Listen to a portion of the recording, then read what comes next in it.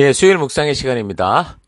꼬이고 꼬인 세상에서 하나님은 어떻게 일하시는가? 꼬이고 꼬인 세상에서 하나님은 어떻게 일하시는가? 자, 이런 제목으로 오늘 묵상 또 함께 나누겠습니다.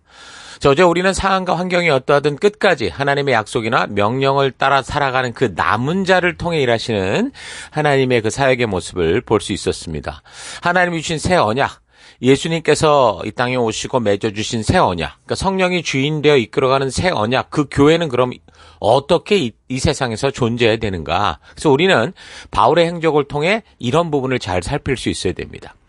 건물이 교회가 아니라 사람이 교회라고 한다면 성경에서 나오고 있는 사람들, 성도들의 삶의 모습을 잘 봐야 될 텐데, 초대교회가 시작되며 이제 보여주는 성도들의 모습은 제자들, 사도들의 모습, 그리고 일곱 그 헌신자들, 그리고 바울의 전도 때 만났던 사람들, 또 그 제자들, 그리고 무엇보다 하나님이 부르신 사명을 따라 살아간 이 바울의 모습들로 볼 수 있는데, 이들 모두가 하나님의 교회와 성도들로서 과연 어떻게 살아가고 무엇을 추구하는가 하는 것은 오늘날 교회와 성도가 하나님의 새 언약 백성으로 존재하는 이 구체적인 모습들을 우리에게 보여주는 거다라고 할 수 있습니다. 자, 그래서 우리는 사도행전의 역사를 통해서 새 언약이 성취되고 시작된 이 교회의 초기 역사를 잘 살피면서 우리가 이 시대에 어떤 삶을 살아가야 하는지를 잘 분별하고 깨닫는 그런 시간들이 돼야 됩니다.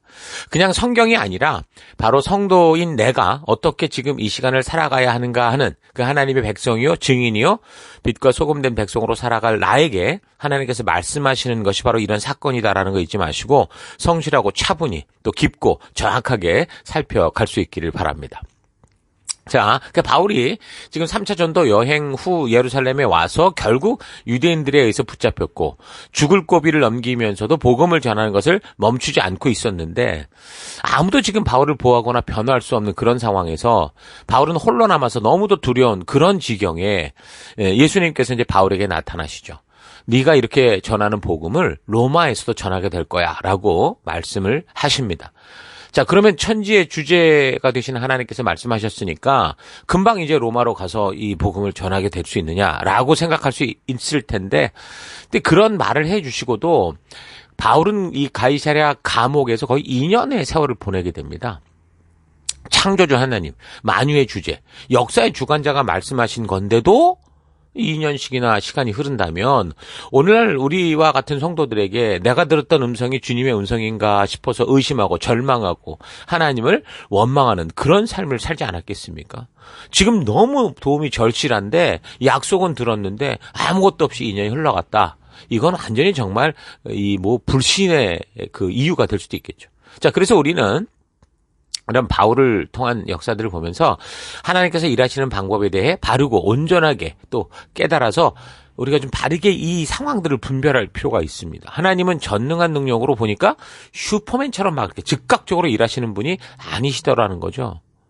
당신이 창조하신 그 시간 속에서, 공간 속에, 하나님 시공간을 초월한 분인데, 이걸 창조한 분인데 하나님이 오히려 이 안에서 또 거기다가 자유지를 가지고 태어난 그 인간들이 자기 멋대로 행하는 그 결단과 그 선택으로 말미암아 벌어지는 모든 이 사건들, 이 꼬이고 꼬인 이 상황들을 감당하시면서 그 속에서 끝까지 하나님을 신뢰하고 말씀대로 나아가고자 하는 이 남은 자들을 통해 일하시는 겁니다. 자, 그러니까 바울이 로마에서 복음을 전하여야 한다는 예수님의 약속이 있었음에도 그 약속이 성취되기까지 2년 이상 시간이 걸린 이유는 그렇다면 그 주변의 상황을 볼 필요가 있겠죠. 그 당시 팔레스타인 지역과 로마 통치에 따른 정치적 이권들이 아주 미묘하게 꼬여 있어서 그랬습니다. 그 시대 그 사회가 그랬어요. 그 당시 팔레스타인 지역의 형편이 어땠습니까? 로마의 권력을 등에 업고 그 유대 지역의 왕으로 존재하는 헤롯 가문에 의한 그 세력들이 있었고, 또 로마가 직접 임명한 총독들이 통치자로 군림을 했죠. 거긴 전부 그 시대가 전부 로마의 세계였으니까. 또 이 사람들이 정치적, 사법적 권한을 가지고 그 땅을 통치하고 있었고, 로마의 군인들이 이제 거기에 치안을 담당하고 있었습니다. 그러니까 로마는 좀 특별하다고 하면 특별하다고 할 수 있는 이 유대인들을 통치하기 위해서 하도 복잡하니까 말이 많으니까 어떻게 했냐면 이 팔레스틴 지역을 조각조각 냈어요. 쪼개서 각 지역을 다 다른 통치자들이 다스리게 함으로 해서 유대인들이 하나로 뭉치지 못하게 하고, 자기들끼리도 권력을 가지고 내부 경쟁을 벌이는 그런 지경을 만들어서 이 지역을 통치했던 겁니다. 자, 그래서 유대인들의 경우는 그렇게 사내들인 공회라고 하는 자치 의결기관이 있었는데 국회 같은 데였죠. 여기에 이제 보통 이제 대제사장 그룹, 뭐 서기관 그룹, 뭐 그다음에 사두개인, 바리새인 이런 사람들로 이렇게 연정이 구성이 돼 있어서 늘 그 안에서 다투고 또 국민들은 어땠냐? 헤롯 당파, 뭐 열심 당파 이래서 뭐 독립하겠다, 뭐 이제 친일파, 뭐 이런 뭐 독립파 이런 식으로 나눠 늘 싸웠고 또 로마를 등에 업은 세리들은 로마에 바쳐야 되는 세금을 걷어야 된다는 명목으로 또 백성들의 피를 뽑아먹는 그런 삶을 살고 있었죠. 그러니까 이런 복잡한 사회적 구조가 그 시대의 구조였던 거예요. 지금 시리아라는 나라를 보십시오. 이건 도대체 해결 방법이 보이질 않죠. 그거하고 똑같은 거라고 볼 수 있겠어요. 그래서 각 파당의 사람들이 이권 다툼으로 아주 그냥 자기들 것에 혈안이 돼 있었었는데 그런 유대인들에게 밉보이면서 바울이 잡힌 거죠. 그러니까 그들에게도 종교적인 어떤 이 기득권, 지들이 주장하는 것들이 이게 부합했던 거. 그래서 그들이 함께 그냥 바울을 잡아서 죽이려고 했던 겁니다. 그러니까 유대인들은 자기가 가진 기득권에 도전하면 누구든지 죽이려고 하고 그 로마와 헤롯 가문 같은 경우 그 땅에 그래서 토박인들인 유대인들의 비율을 적당히 좀 맞춰서 거기에 이제 자기들의 이익을 또 뽑아내야 되니까 잔머리를 굴려내는 그런 상황이었는데 그때 이제 이 그런 상황 속에 바울이 잡힌 거죠. 그러니 이제 바울이 뭐 야고보나 예루살렘 교회가 뭐 이렇게 하자 해서 행하다가 잡힌 건데 그들도 전혀 손을 도울 수 없었고 정말 그 누구도 도와줄 수 없는 완전히 그냥 혼자의 함정에 빠지고 만 겁니다. 그런데 하나님은요. 그런 바울을 어떻게 하셔요? 스스로 당신이 나서서 보호하십니다. 그가 품은 증인된 삶의 사명을 통해서 지금 바울을 통해 하나님 말씀하실 것이 많이 있잖아요. 그런 마음을 바울이 품었잖아요. 그래서 그를 이제 로마 중심부까지 보내기 위해서 하나님이 직접 스스로 그 일을 행하시는 겁니다. 마치 오늘날의 요지경 같은 우리가 사는 세상의 모습 그대로인데 우리가 사는 세상의 모습은 하나님은 이런 요지경 같은 세상 속에서 기적과 마술과 같이 사람들과 상황을 순식간에 변화시키는 그런 방법을 가지고 행하는 게 아니고 이 불공평해 보이는 이 모습 이대로 이 시간 속에서 하나님의 약속을 믿고 증인된 존재로 끝까지 순종하는 그 사람 바울과 같은 사람을 통해서 묵묵히 당신의 약속을 지켜가시는 거예요. 자, 그러니까 우리 성도들이 이 시대를 살아가며 우리가 어떻게 하나님의 그 뜻을 따라 묵묵히 서갈 것인가. 꼬인 세상 속에서도 믿음 잃지 않고 바울처럼 보이는 상황과 환경이 아니라 부르심 따라 굳건히 서가는 그런 믿음의 삶이 바로 성도의 삶인 거고 우리에게 부여받은 증인된 삶인 거죠. 기도를 해서 세상이 뒤집어지고 기도를 통해 실시간으로 하나님이 움직이고 우리가 원하는 바를 이루어가는 그런 일은 없어도 오직 믿음. 하나님의 살아 역사하시는 것에 대한 신뢰, 하나님이 약속하시는 것을 반드시 이루어 가신다고 하는 이 약속을 믿는 이 믿음의 길에 묵묵히 서서 증인된 삶을 살아가는 거 이게 성도의 본분인 것 잊지 마십시다. 이 세상에서 억울한 죽음과 불공평해 보이는 일들이 너무도 많지만 하나님이 그 진실을 알고 계시고 그 억울함과 불공평으로 인해 함께 울고 계시고 결국 끝까지 믿음으로 가는 자들과 당신의 일을 이루어 가신다. 이 사실 잊지 마시고 언젠가 다가올 하나님의 공의로운 심판의 날을 기다리면서 각자가 보내받은 삶의 더 곳곳에서 변함없이 하나님과의 약속을 지켜가는 그 일에 여러분 힘내십시다. 이 세상을 조금 더 변화시킬 수 없는 우리의 너무도 연약한 모습을 보면서 이 세상은 고사하고 나의 가정과 내 연약한 부모와 가까운 친구들조차 심지어 나 자신조차 변화시킬 수 없는 우리의 한계를 우리가 철저히 인정하고 그래서 우리는 겸손해야 되는 거고 간절히 하나님의 도우심을 구해야 되는 거고 하나님의 신실한 약속 믿고 우리의 삶의 현장에서 말씀대로 하나님의 뜻 그대로 순종하는 삶을 살아가야 되는 겁니다. 우리가 바라보는 삶의 안목은 이 세상이 아니에요. 저 천국입니다. 그래서 그 목적지를 보면 목적지가 보이니까 방향이 보이고 방향을 알면 방법이 보이는 겁니다. 그래서 고린도서 4장 18절 우리가 주목하는 것은 보이는 것이 아니요 보이지 않은 것이니 보이는 것은 잠깐이요 보이지 않는 것은 영원합니다. 이렇게 얘기를 하죠. 그러니까 하나님은 우리에게 영원한 생명을 약속하셨습니다. 우리의 진정한 삶은 이 땅이 아니라 우리의 본향 천국입니다. 그래서 잠깐 살고 없어질 이 세상에서 조금 불편하게 살고 좀 억울하게 살고 좀 불공평해 보인다고 해도 우리가 영원한 세상을 약속받았고 그 영원한 세상을 약속하시고 그곳으로 인도하는 하나님을 믿고 신실한 순종의 삶을 살아나가는 우리가 되기를 바랍니다. 아무튼 바울의 문제는 여러 가지로 쉽게 해결될 만한 문제가 아니었습니다. 그 당시 공식적인 통치권은 로마 또는 헤롯 왕에게 있었고, 이 로마는 이 사내들인 공의회에서 유대인 나름대로 사법, 입법, 행정적 기능을 가지고 어느 정도 자치적으로 정치할 수 있도록 해주었지만, 이런 사회적 공간에 예수를 믿는 그리스도교, 그러니까 교회와 성도는 들어갈 공간이 없었어요. 오히려 이 정치 권력, 종교 권력을 가진 사람들이 볼 때 예수를 믿는 그리스도 교도들이 항상 사회를 혼란하게 하고 자신들의 기득권을 무너뜨린다라고 보고 탄압하고 억압하는 상황이었죠. 자, 그래서 예루살렘 교회는 가난했고 핍박과 어려움들이 계속되고 있었기 때문에 바울이 이제 그가 가는 곳마다 이 예루살렘 교회를 위해서 구제헌금을 모아서 계속 보내려고 노력을 했던 겁니다.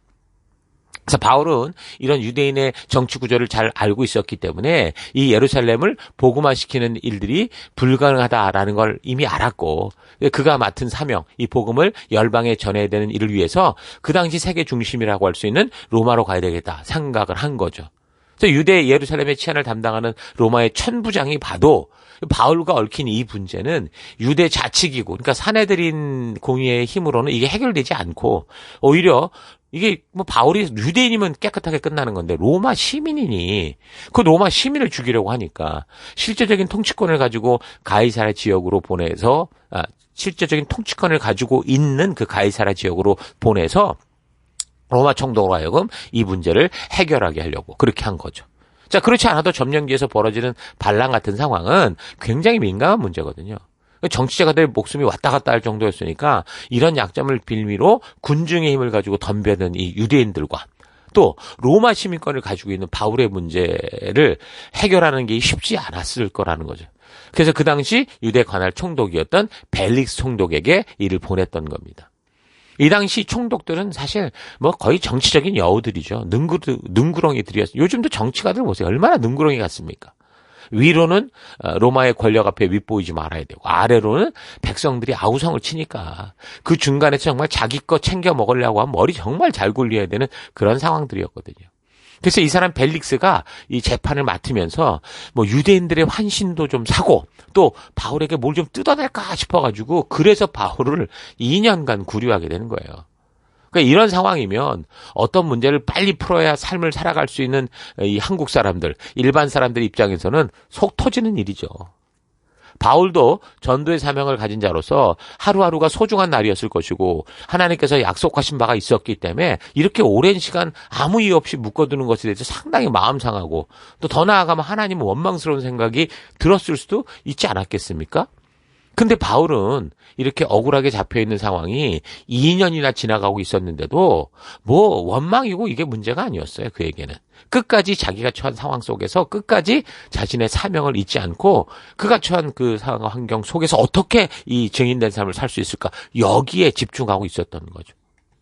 바로 이런 게 끝까지 남은 자, 성경이 말씀하고 있는 남은 자들의 모습이라는 겁니다. 그래서 우리도 바울처럼 남에 의해 구속되지는 않았어도 우리가 살아가는 이 삶의 현실 속에서 생존을 위해 행해야 되는 많은 부담감들이 넘치고 우리가 하나님의 백성답게 살아가는 일들에 집중하지 못하게 하는 상황과 환경들이 아마 넘쳐나고 있을 건데 그래서 우리에게 주신 생명 낳는 생명을 세우는 이 성도의 본질적인 이 부르심에 집중하지 못하고 본의 아니게 자꾸 많은 핑계와 변명을 가지고 살아가게 될 수 있어요. 그런데 오늘 바울이 옥에 갇혀서 그 완전히 최악의 상황에서 2년이나 지내면서도 주신 사명이 있지 않고 그렇게 처해진 상황과 환경 속에서 뭐 했어요? 믿음으로 살아가는 증인된 모습 이걸 잘 되돌아보면서 우리의 삶에서 벌어진 상황과 환경 우리 탓하지 말고 우리의 상황과 환경이 어떠하든 간에 하나님께서 이러한 상황과 환경 속에서 증인된 삶을 살게 하기 위해 우리를 보냈다라는 거 잊지 말고 끝까지 이 사명 감당해 나가는 그 남은 자로서의 귀한 거룩한 길 걷는 우리가 되기를 바랍니다. 자, 그래서 이 벨릭스 총독은 자신의 남은 임기 기간 2년 동안 바울을 감금한 채 데려다가 얘기도 하고 이래가면서 그렇게 지내다가 떠나게 되고, 그 후에 베스도라고 하는 사람이 그 총독 자리를 이어받게 됩니다. 그때 유대인들은 이 베스도 총독의 임기 초기, 그러니까 정세를 잘 파악하지 못할 때를 이용해서 바울을 죽이려고 했어요. 그러니까 항상 유대인들은 이런 시기를 활용해서 자기들의 정적을 제거하곤 했죠. 예수님도 빌라도에서 그렇게 죽고 여러 가지 상황이었잖아요. 근데 고린도에서 아가야 지역의 총독으로 임명된 갈리오라는 사람이 부임할 때도 그랬단 말이에요. 그런 시기를 통해서 바울을 제거하려고 했는데 실패했고, 예루살렘에서 그 본디오 빌라도의 부임 시절 이런 집단 압력을 통해서 결국 예수님을 십자가에 못 박아 죽이는 일을 했었고, 유대인들은 항상 이런 식으로 특히 어떤 지역에 새로 부임하는 관리들이 있을 때 자기들끼리 그 이민, 디아스포라로 살아가면서 어떤 힘을 모아가지고 이런 짓을 한 거예요. 자신들이 관리의 통치에 잘 협조하고 관리자의 통치에 협조하고 좋은 협력자가 되겠다. 이런 조건, 후원자가 되겠다. 이런 조건을 가지고 자신들의 정적을 제거하는 그런 일을 한 거죠. 25장의 얘기입니다. 그러니까 무려 2년이라는 시간이 흘렀어도 그것도 감옥에 갇혀있는 바울을 그렇게 죽이려고 했다라는 거잖아요. 그런 걸 보면서 유추할 수 있는 건 아까 말한 것처럼 바울이 가이사랴 감옥에 갇혀 있었어도 그 영향력을 계속 멈추지 않고 있었다. 그러니까 뭔가 계속 그 바깥 사람들이 볼 때도 위협스러운 일들을 했다고 볼 수 있는 거죠. 그 감옥에 갇힌 것 때문에 하나님 원망하고 불만 토로하고 그렇게 산 게 아니라 그 감옥 속에서도 여전히 증인된 삶을 살아가면서 영향력을 미쳤다라고 볼 수 있는데, 2년이라는 시간이 지나도 여전히 유대 관리들에게서 바울을 죽이려고 할 정도로 제대로 복음의 영향력을 발휘하고 있었다라는 걸 볼 수 있습니다. 그래서 전 여러분들도 바울과 같이 각자 처한 여러분의 삶의 현장에서 이런 영향력 있는 인생 살아가기를 축원합니다. 우리가 그 자리에 있으나 없으나 사람들에게 거룩한 영향력을 미칠 수 있는 그런 삶 살아갑시다.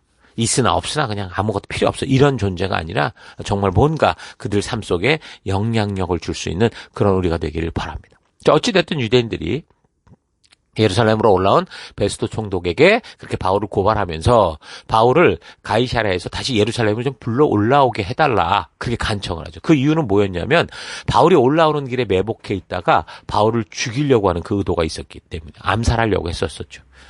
또다시 이제 바울에게 아주 위험한 시기가 온 거예요. 근데 베스도는 사람을 보내서 바울을 호송에 오려고 하고 어쩌고 하면 여러 면에서 번잡스럽고, 또 로마 시민으로서 가이사 법정에, 그러니까 이 황제 법정에 구류되어 있는 자를 예루살렘의 그 사내들인에 데려가서 재판하는 것도 바람직하지 못하다고 판단을 했던 것 같아요. 그래서 결국 이런 베스도의 신중한 판단으로 바울은 다행히 가이사랴 법정에 설 수 있었고, 다시 한번 그래서 죽음의 위기를 넘기게 된 거죠. 그래서 어쨌든 가이사랴에서 법정이 열렸는데 여전히 바울을 죽여야 하는 어떤 죄도 발견을 하지 못했던 거예요. 이건 세상 그 어떤 것과 아무 상관도 없는 거거든요. 근데 이 베스도가 정치적인 이유를 가지고 유대인들, 그 통치 지역의 군중들의 환심을 살려고 바울에게 은근히 제안을 하죠. 야, 예루살렘에 가서 재판받는 게 어떠냐라고. 그래서 오히려 바울은 이 상황을 다 아니까 로마 시민으로서 나는 황제, 가이사의 재판대 앞에 선 이상 끝까지 가이사 앞에서 재판을 받겠다, 이렇게 이제 결정을 합니다. 자, 아무튼 이 정치가들은 유대인들에게나 바울에게나 뭔가 자기에게 뭔가 이익이 될 만한 걸 뽑아내려고 잔머리에 잔머리를 굴리는 거죠. 이런 인간들의 욕심이 가득 찬 행동들 속에서 지금 하나님은 뭘 하시는 거예요? 바울을 지켜내고 계시는 거예요. 이 사실을 알아야 됩니다. 그 스스로가 능력과 실력으로 된 게 아니라는 거. 그래서 바울은 잡힌 후에 벌써 여러 번 법정에 서게 됐잖아요. 벨릭스 총독 때문에 섰었고, 그다음 베스도 총독 앞에 섰었고, 또 이번에는 보니까 헤롯 일가의 왕 앞에서도 서게 됩니다. 보통 이제 로마에서 새로운 총독이 부임하면 그 지역 왕들이 찾아서 서로 인사 나누고 서로 이제 어떤 연결 고리를 만드는데, 그때 유대 지역을 통치하던 헤롯 아그리빠 왕이 이 베스도 총독을 문안하려고 방문을 한 겁니다. 그러니까 며칠 머무는 동안 베스도 총독이 아그리빠 왕에게 이제 바울의 얘기도 하고 이러니까 아그리빠 왕이 바울에게서 직접 그 내용을 좀 듣고 싶다. 그래서 이제 법정이 또 서게 된 거예요.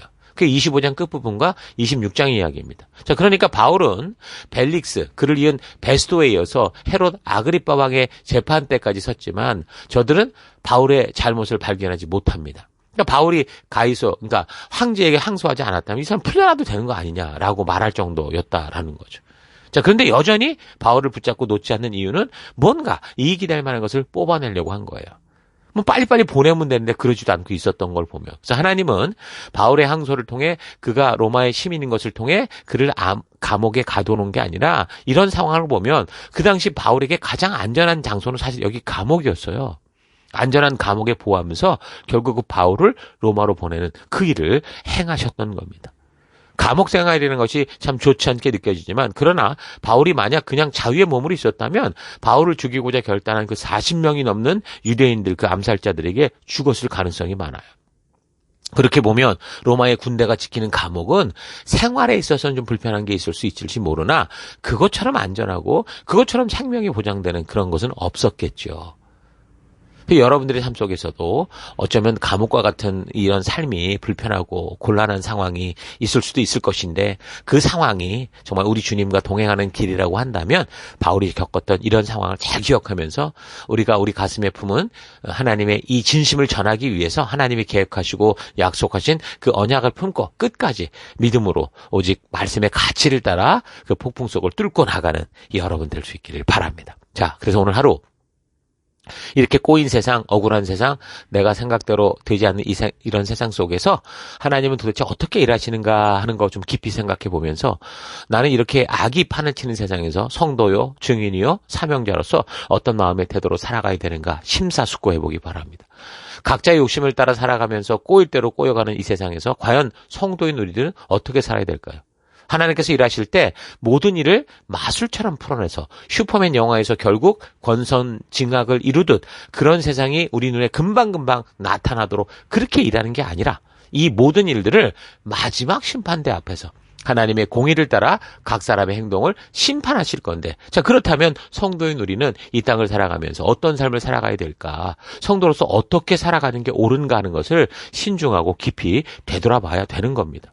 성도는 하나님이 부르신 사명을 알고 그래서 부름받은 증인이요 하나님 나라 백성이요 열방의 제사장으로서 하나님의 뜻을 온 세상에 전하는 삶을 사는 존재들이죠. 그래서 우리는 우리의 삶의 현장이 아무리 꼬인다고 해도 하나님께서 우리에게 부탁하신 그 말씀, 그 복음을 전하는 자로 살아가야 되는데 그 살아가는 방법은 하나님이 미리 계획을 짜둔 대로 그냥 저절로 가는 게 아니에요.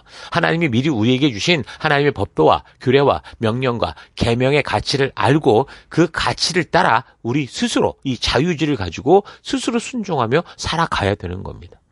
그래서 성도들에게는 내일 당장 우리에게 어떤 상황과 환경이 다가와도 두려워할 필요가 없고 매일 어떤 상황과 환경이 우리에게 다가온다고 해도 하나님이 주신 그 가치를 따라 하나님의 백성답게 살아가면 되는 거다라는 이 사실 잊지 말고 하나님의 약속을 굳게 붙드는 우리가 되십시다. 하나님의 약속을 듣고도 2년 동안 가이사랴 감옥에서 사명과 비전 잃지 않고 오히려 감옥 안에서 갇혀서 더 큰 일을 행하던 이 바울과 같이 우리의 상황과 환경을 우리 탓하지 마시고 오직 우리 주님의 살아 역사하심을 믿고 나아갈 수 있는 우리가 되십시다. 한 번 사는 삶, 하나님의 자녀답게 하나님의 말씀 따라 믿음의 길을 멋지게 걸어내는 그런 삶을 살아내는 여러분들 수 있기를 주의 이름으로 축원합니다. 자, 오늘 하루도 힘내십시오. 잠시 기도하겠습니다.